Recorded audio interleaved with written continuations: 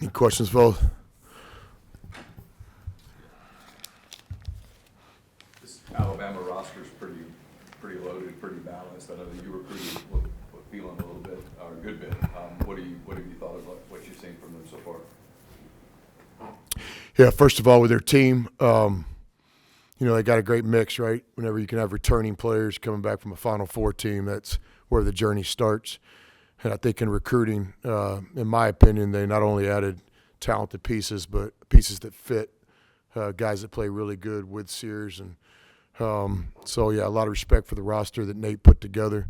In terms of LB, just a really talented guy, a guy that can play different positions, scoring mentality, but also has the skill to play point guard. So he's having a special freshman year. I know you faced a couple of good offensive teams this year, but when you look at what they do offensively, is there an opponent for you that you can kind of draw from to prepare for this one? Maybe not quite like the full plan of Alabama. We've played teams before that are very aggressive to shoot the three. We've played teams before that are really good on offensive rebound. That's their identity. The complete package of Alabama, they play in a very unique way. So maybe some of our non-conference games you can pick and choose a few things, but this is a system. This is a way to play the game. Probably more important than their pieces is the system, and give Nate a lot of credit for this. This game presents a lot of challenges, like most SE games do, but no doubt about it, they're as good as advertised. What are you needing or wanting to see tomorrow night as kind of the challenge increases from these past three games? Yeah, well, just not specific to Alabama, but just specific to playing a nationally ranked team on the road in conference play. This is a first place game. There's three teams in the SEC right now. They're in first place. We'll be in a game tomorrow night at 6 where two of those three teams are playing. So it's early in the race, but it's certainly an opportunity for us. We'll have to play our best game of the year. No different than when you get to postseason or when you're in championship contention. You got to try to play your best game of the year. That doesn't mean make every shot. That doesn't mean play mistake-free. But that absolutely means, we have to play well. Everybody that plays for us is going to have to play their A game. We're going to have to execute a game plan. But it's an opportunity for us. So it's a real opportunity for us tomorrow at Alabama. You referenced this Saturday night. I'm curious how you've had a chance to watch some of the film. You guys have obviously closed games really well in league play. You talked about winning time early in games. Have you seen any kind of a pattern as to why maybe some of the starts are slower than you want them to be? Yeah, it's just not executing our game plan early. LSU transition defense was the biggest thing on the game plan. First 4 or 5 minutes of the game, they get a couple fast break baskets. In other games, it might be, obviously rebounding is the key to any SEC game, but more specific than that, the other team has their best crasher, their best offensive rebounder, so you want to start the game with a heightened focus on that, and then all of a sudden we'll look up, and that guy gets the first offensive rebound of the game. So I think it's probably just attention to detail. They'll give the opponents credit. They're trying to execute their identity and will early in the game too. But I think above all, it's just the discipline to try to start the game like we've been preparing all week in practice. You talk about Mikal moving in the right direction and all that. As we sit here now, do you anticipate him maybe playing against Alabama? I hope so. I think it's probably one of those possible deals. Possible, probable, and all that. So he's gotten back to the practice floor for us. So that's a great step. Can he improve enough to play tomorrow night at 6 o'clock? I don't know. Just with the timing of today, I hope you don't mind if I ask about the Mississippi State game, but it'll be the first time Ole Miss and Mississippi State are both ranked in a game. When you were down south, you talked about just Mississippi basketball and how it's important to have both these programs kind of humming at the same time for the first time, I guess. How significant is that in your eyes? Yeah, I don't mind you asking, but I'm going to respectfully decline on that. We play Alabama tomorrow at 6 o'clock. 3-0 Ole Miss, first place in the SEC. We're playing against one of the best teams in the country. They were in the Final Four last year. Many picked them to win our league. It's a great opportunity for us. So, there's one thing on my mind. It's not lunch today or what's on TV tomorrow night. We have an opportunity to play against Alabama. We're going to have to play our best game of the year to have a chance to be successful, so that's where my mindset is.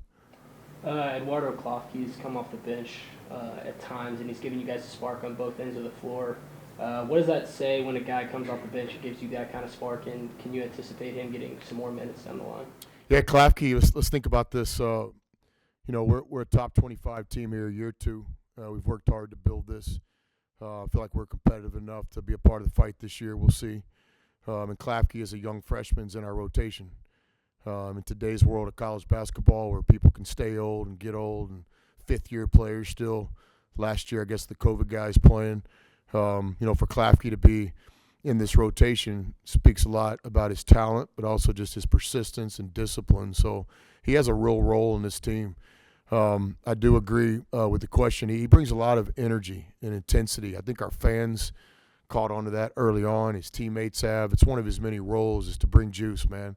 And so, yeah, we have a lot of confidence in him. He's a part of the fight. And I would tell you, again, tomorrow night's game, it's going to sound kind of Captain Obvious here, but this isn't, physics or rocket science here. So, for us to go to Alabama and try to play well in the game, then we're going to need every player that we check into the game to play well. And so Klafke's going to play in this game. He knows it, and I know it, and he'll have to bring a positive contribution. And above all, it's going to be his attitude and his effort and just trying to make winning plays. On Saturday, you were talking about the player accountability getting better and all that, and obviously the experience of the team spoke for itself even from the very beginning of the season. Has that side of things, the difficult conversations, between timeouts, like you mentioned multiple times this year, that level of accountability, has it come along a lot faster than you initially thought it would at the beginning of the season? No, not faster. I was hopeful that we could. I was hopeful that could be a real part of our identity.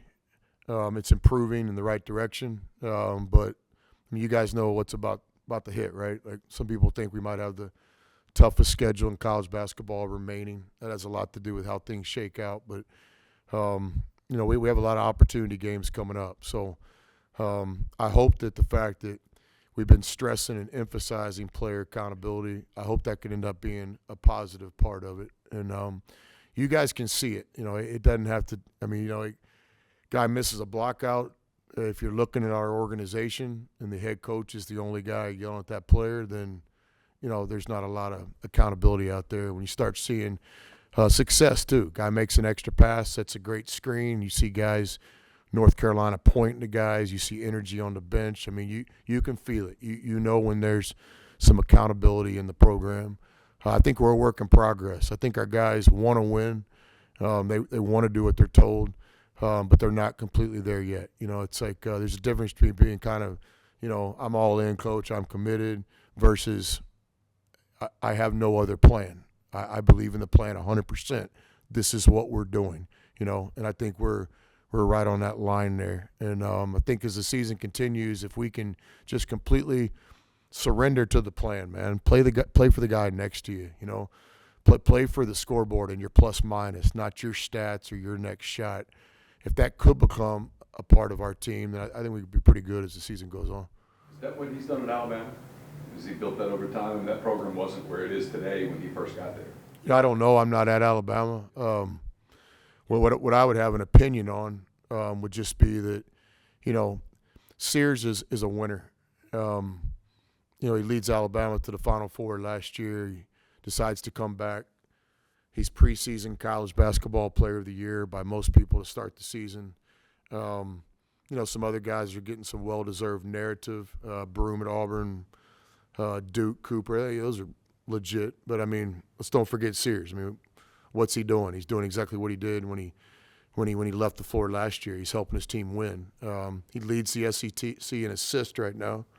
But we all know the guy's a bucket as well. So, what I see at Alabama, and again, I'm not there, but I'll answer the question. In my opinion, what I see is Sears still being one of the best players in college basketball, getting his teammates involved, playing on both ends. That's a matchup that we're going to have to really compete and try to have some success in to have a chance to win the game. Well, Alabama's so deep. They're really fast, third in tempo in the country. Mikel's not able to play. Let's say he's not. How important is it that you don't get in foul trouble? Yeah, same thing. I think Raquel got hurt pretty early in that first SEC game. Is that right? So, we basically have 3 games in wins without Raquel playing. So, we've had a lot of guys step up and have some special performances. And so it'll continue to be key, whether he plays or not. Again, everybody's going to have to bring your A game, and we're going to have to play really well. I would tell you we'll have to play our best game of the season to this point to have a chance to be successful in this game.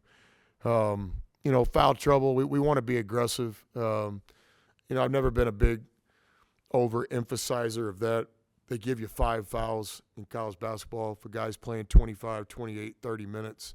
You got 5 fouls to use. The one thing we talk about is just the fouls you can control. Don't get undisciplined and be swiping at a ball versus walling up. Don't run out there and set an illegal screen. Be disciplined and do what we teach. But there's going to be some fouls in SEC games. It's the most physical league in college basketball, in my opinion. We spend time talking about being disciplined, but we don't spend a lot of time talking about not fouling because, you get 5 of them. Best players I've ever coached, they understand that. They use 3 or 4 of them wisely each game.